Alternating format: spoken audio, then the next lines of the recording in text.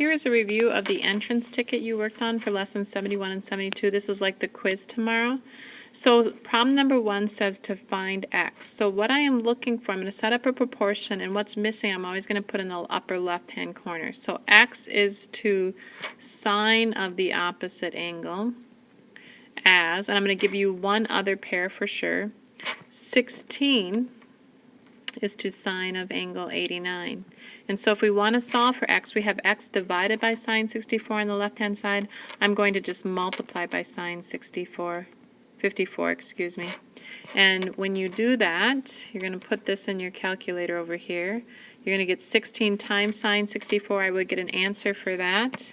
And then I would divide that answer by sine 89. Make sure you are in degree mode because we are dealing with degrees. It's approximately 12.95 units. So that's what you should get for problem number 1. It's not letting me write my let's see here, 12.95.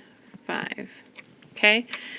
Problem number 2, we're trying to find angle C. So when I set up my proportion, I'm going to put sine C on the top. Sine C is to side C, which is 8, as sine 35 is to 5. That's the other pair we were given. And so I'm going to first multiply both sides by 8 to solve for sine C. And we're close. We want C, and they give us sine C. So to get rid of anything, we do the inverse. So I'm going to take the sine inverse of this value here, sine 35 times 8 divided by 5.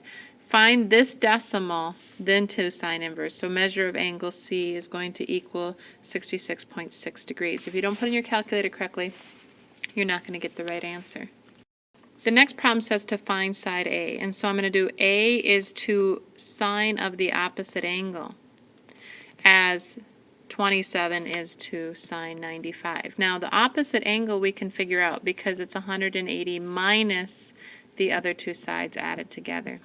So 180 minus that is actually equal to 32. So I'm going to have A is to sine 32 as 27 is to sine 95. And then I'm going to multiply both sides of the equation by sine 32. And you will have A. And so A is approximately 14.36 units. The problem up above, I don't know if I told you, C was approximately equal to 67 degrees. I think I did that actually, but I can't remember. Okay, the next problem, we're trying to evaluate this. We're asking ourselves 5 to what power equals 625. And if you went to your power sheet, you would see that 5 to the 4th power equals 625. So that's the answer there.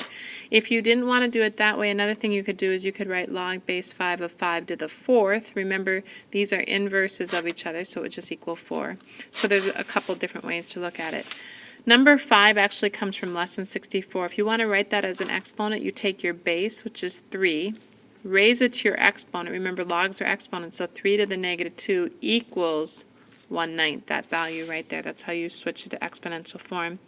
And for number 6, when we do that one, here what I would do, a couple things. Again, you could do it differently. You could bring the 5 down in front using your power property, and then you could evaluate 4 to the 3rd power is 64. So log base 4 of 64 is 3, so you would get 15.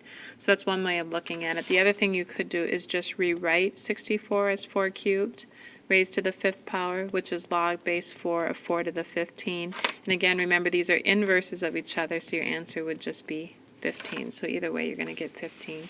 Good luck tomorrow on the quiz.